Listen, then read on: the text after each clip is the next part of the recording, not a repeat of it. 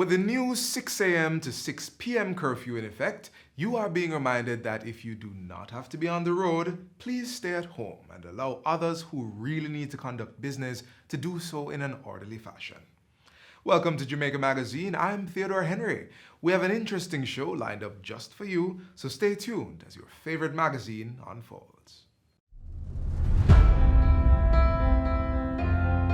Government has implemented a nightly curfew island-wide as a means of containing the spread of COVID-19.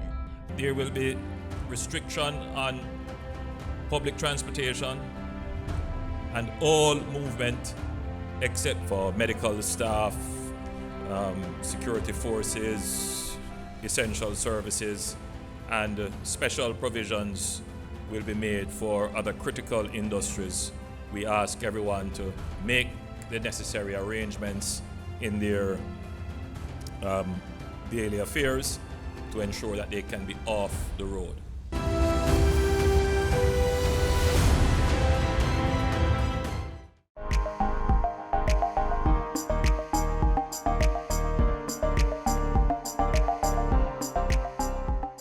The Government of Jamaica's CARE program was designed with the critical social mission of providing support to the most vulnerable in our society in light of the COVID-19 pandemic.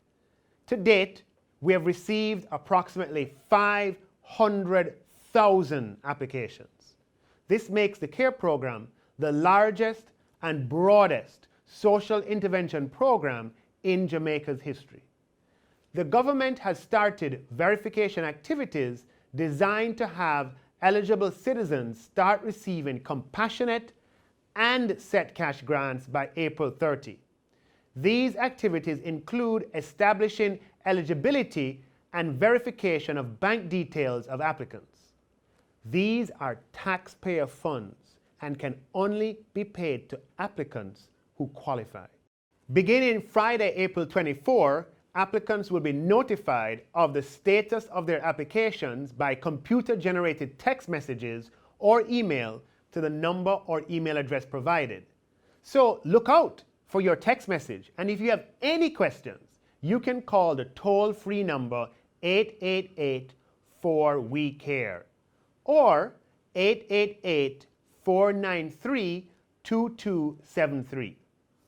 As a reminder, for compassionate grants, an applicant will not be eligible if his or her TRN appears on current payroll returns submitted to Tax Administration Jamaica, and such applicants will be notified of this by computer-generated text or email. As a reminder for set cash applicants, your former employer is required to upload a P45 form to Tax Administration Jamaica's website to verify your employment status. Where we have not received a P45 form, you will be notified by a computer-generated text or email. If there is an error found in your bank information, or if you submitted bank information for an account with a name that differs from the name of the applicant, you will be notified by computer-generated text or email. You are reminded that you can track the status or update the financial institution information by selecting the Track Status link from the wecare.gov.jm homepage and enter your TRN and your application reference number. Whereas our focus for payments by April 30 is on compassionate and set cash grants, which account for over 90% of applications, we will follow up quickly with the processing of applications for general grants, small business grants, and best cash grants shortly after, beginning in early May. Applicants electing to receive their compassionate grant by remittance, please remember that we will require compliance with social distancing guidelines. Please observe health protocols and follow the direction of your remittance company to ensure safety for yourself and for others. Please also remember that your application reference number and a government-issued ID are required for collection of grants from remittance companies.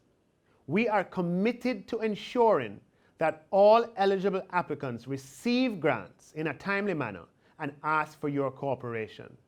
We care, and help is on the way.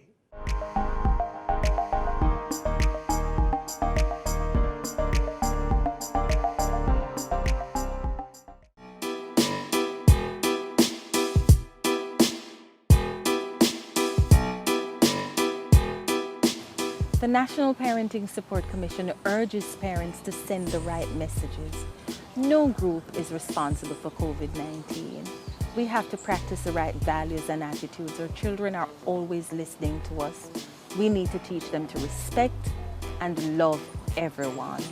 The National Parenting Support Commission cares.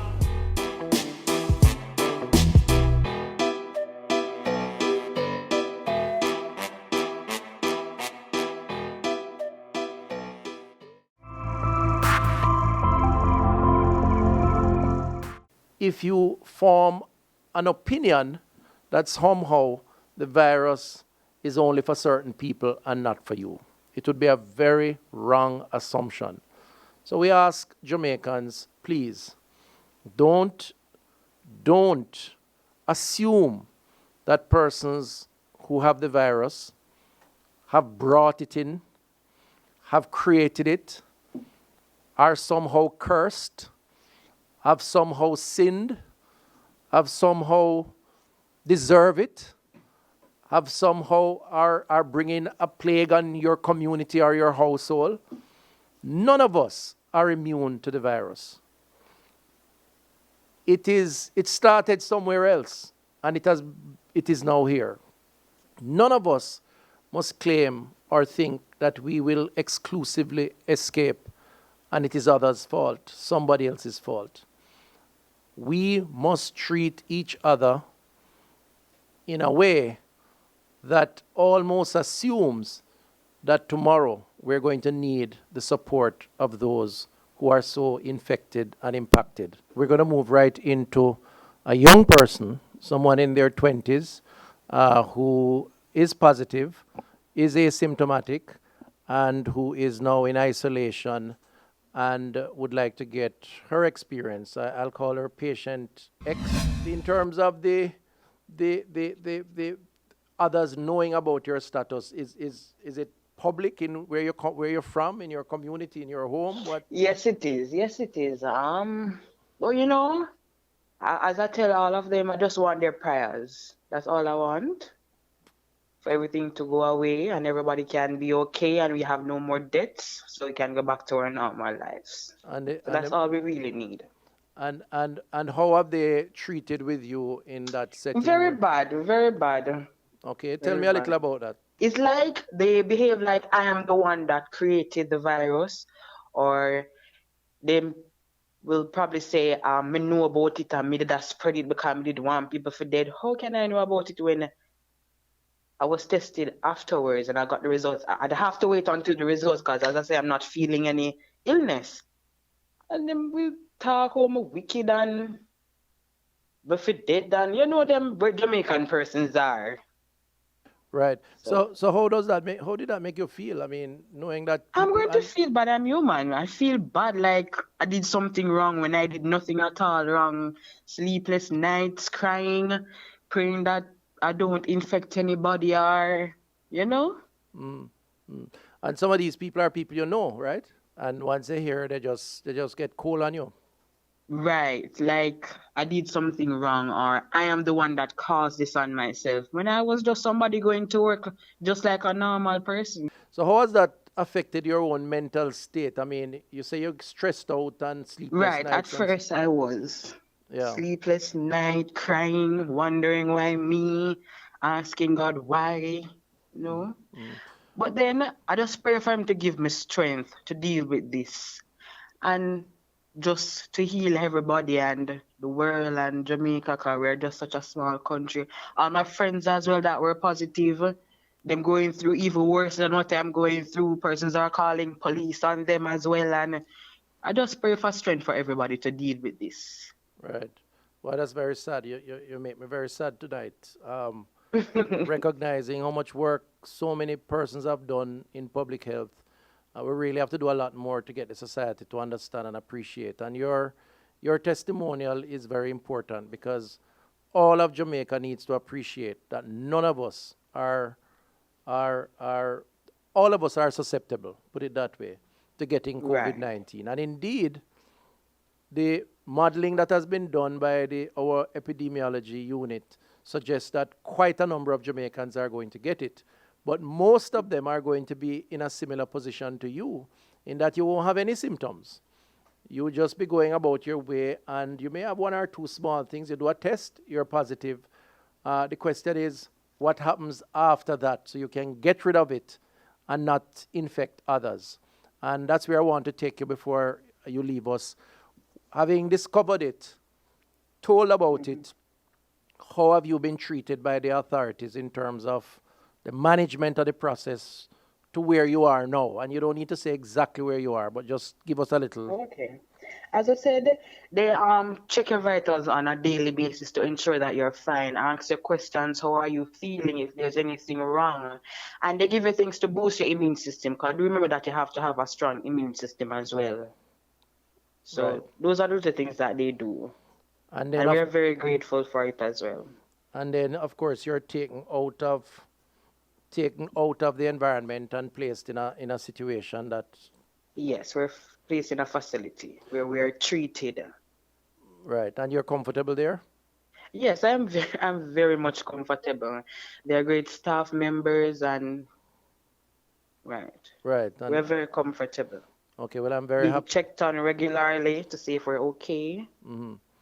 Yes, we're quite fine. So just use the opportunity to relax your brain and your mind and your body. And that's what I'm doing. Take it easy, because you soon get your 2 negative tests. And once you get that, then you're on your own. You can go back to your normal life. What is going to be important is that when you get back into your community, persons must see and treat with you like you are no different from any other person and what you used to be. And I hope that is something we have to spend some time on. All right, my final question to you is, what would you say to Jamaica and to Jamaicans in terms of your experience? What kind of advice or information would you give? Just to get tested. Everybody just need to know if they have it, yes or no, and take the necessary precautions as well. And to mistreat persons that do have it, it's not a good feeling. We don't cause this on ourselves, and there's treatment out there. This is not a life and death situation. To be grateful that Jamaica has the least amount of deaths here, that's a great thing. And just pray. We just need prayer more than anything right now. We really need to cut the hate and work together as a country, as communities, to overcome. I really do not want to hear about any case of persons threatening people, abusing persons because they hear that they have the virus. And also, for healthcare workers, we don't want to hear that we are also not cooperating with our healthcare workers. The National Solid Waste Management Authority, NSWMA, wishes to advise the public that the Mandela Park in St. Andrew is closed. This is in adherence with government's restrictions on gatherings in public spaces. The halfway tree-based park will be closed until further notice. The NSWMA will continue to closely monitor the announcements of the Ministry of Health and Wellness to make decisions in the best interests of the citizens of Jamaica.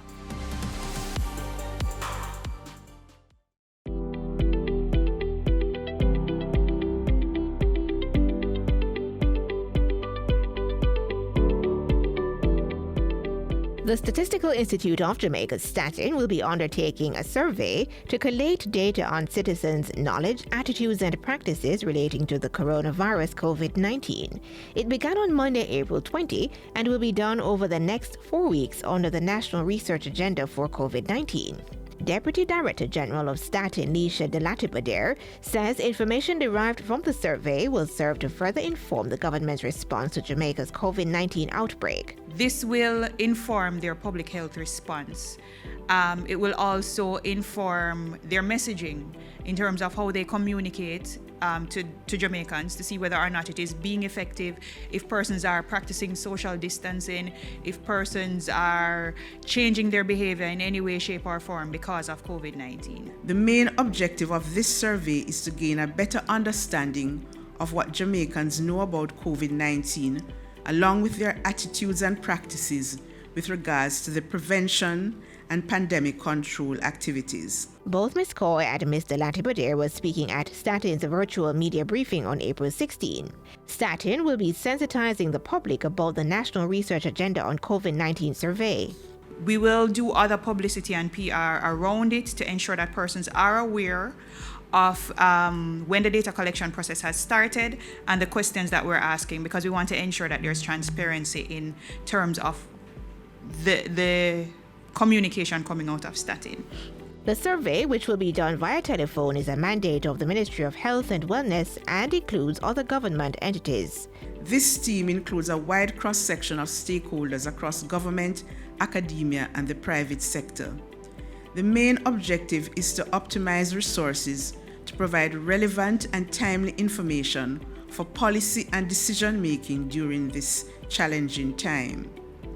One of the initiatives is a telephone survey on the knowledge, attitudes, and practices of the Jamaican people concerning COVID-19. Ms. Coy says the prevailing challenges associated with COVID-19 require a whole-of-society response.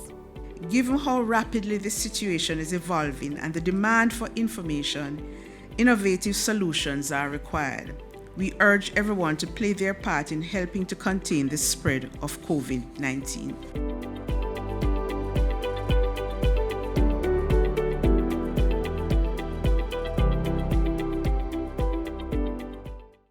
How can we assist people who are blind and visually impaired during this novel coronavirus COVID-19 period?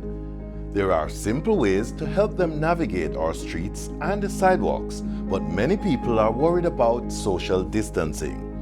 Not to worry, you can simply guide them with the sound of your voice, walking beside or in front of them.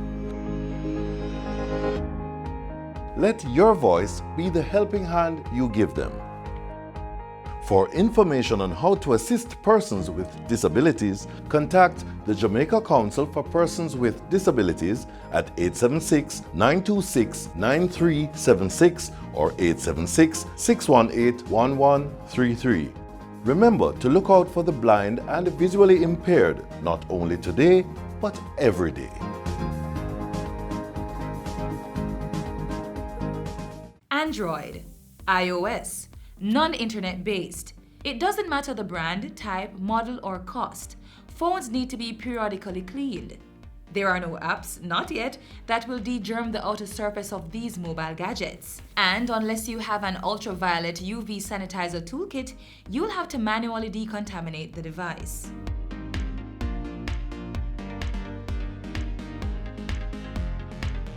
Germs are everywhere, and so too are our phones, inside a bag or pocket, on a table or counter, the car, bed, even in our hands. Placing our phones on these surfaces puts them in constant contact with germs, even the novel coronavirus. And according to the World Health Organization, the virus has a lifespan of up to 96 hours on surfaces. That's 4 full days on plastic or metals, the type of exterior shell of many phones. Constant touching of the phone with naked fingers that we then use to touch our faces, or directly placing the phone to our faces is a recipe for transmitting germs, bacteria, or viruses to the body. First thing I do when I get home is I clean my phone.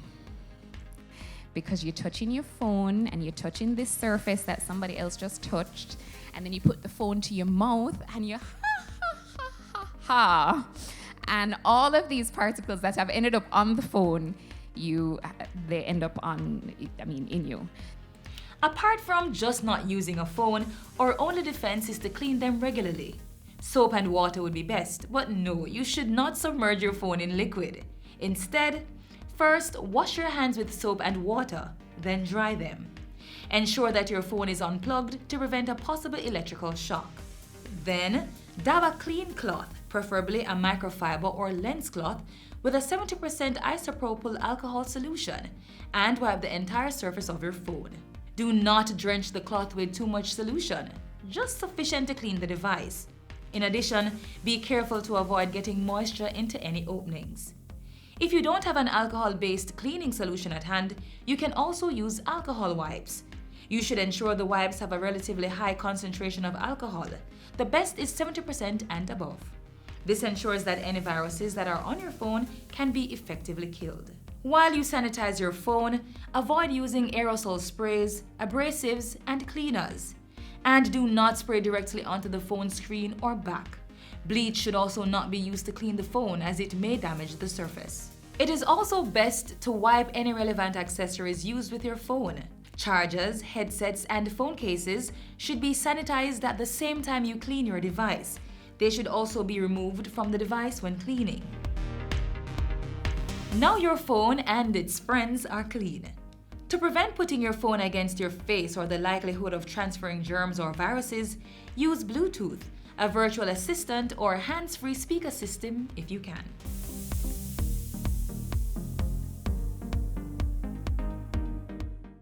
We want to say a big thank you to all our farmers who continue to provide the nation with produce at this time. Given the closure of some of our hotels, some farmers have been affected and have found themselves with lots of excess produce. The Tourism Agri Linkages Exchange Program, otherwise known as ALEX, has helped more than 400 farmers market over 360,000 kilograms of agricultural produce. That's more than $39 million in sales. Let's learn more about how you can become part of this fruitful venture. Many times we have so many things that we can't sell. We have, because sometimes all the farmers goes out and plant Irish potatoes, and it's too much. So what we do, we just use the phone same place in the field, get to them, and they try everything, and know before them we only have spoilage. We can't sell. So no matter how it glut in the whole highland, they find a way to unload it. Bye-bye farm produce glut. Alex is here to move farmers' produce onto the plates of visitors to our shores.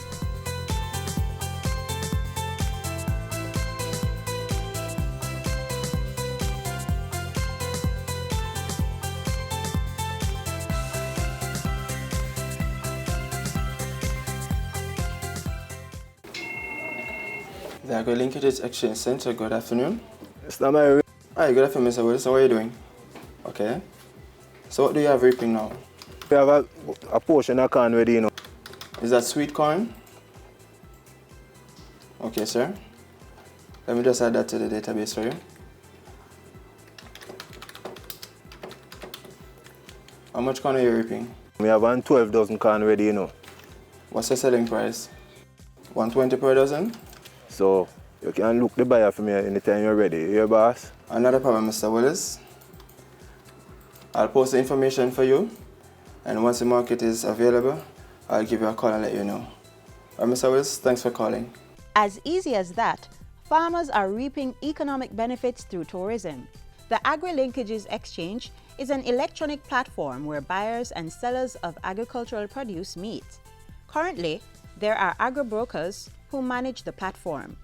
They operate from the Rural Agricultural Development Authority, RADA, St. Andrew office.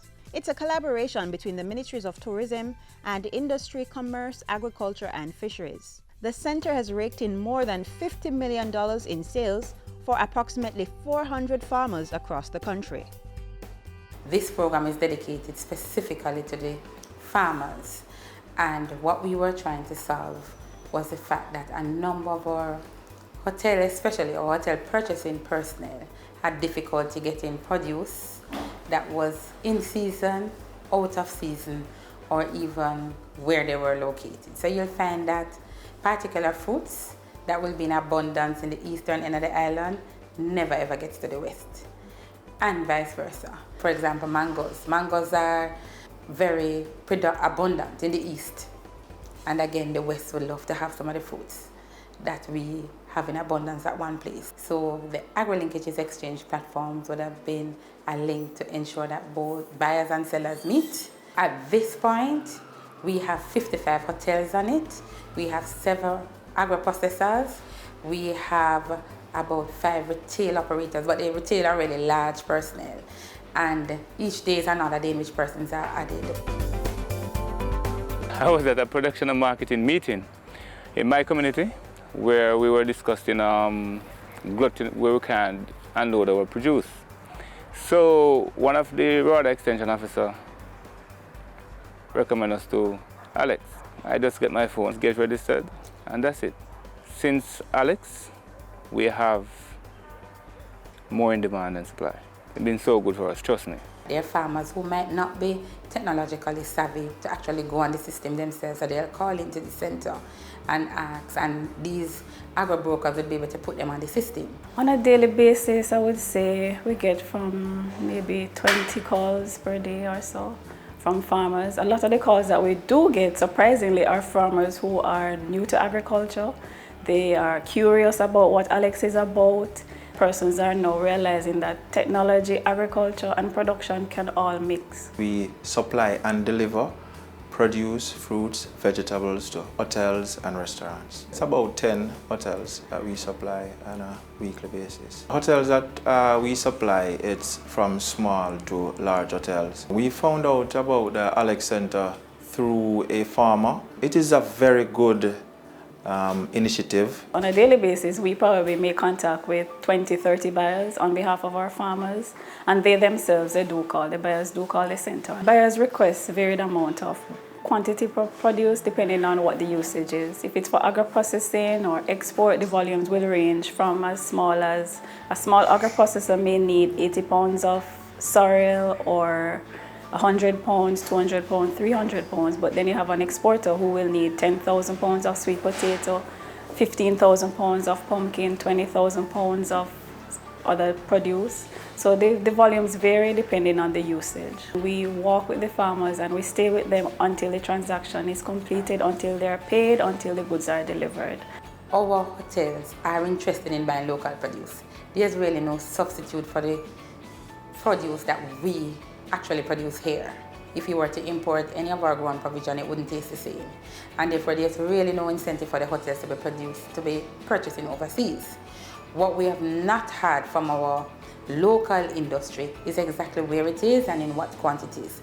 And Alex has been able to solve that mischief somewhat. It's simple, man. Just get the phone or come down to the RODA where the office is, register with Alex, and that's it.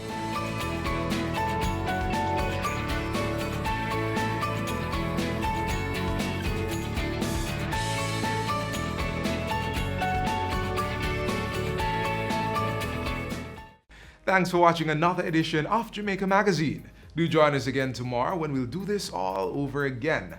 Remember to follow us on our social media pages and even check out our website at jis.gov.jm. Also feel free to send your feedback on today's show to Jamaica Magazine at jis.gov.jm. On behalf of the entire production crew, I'm Theodore Henry. Thanks for watching.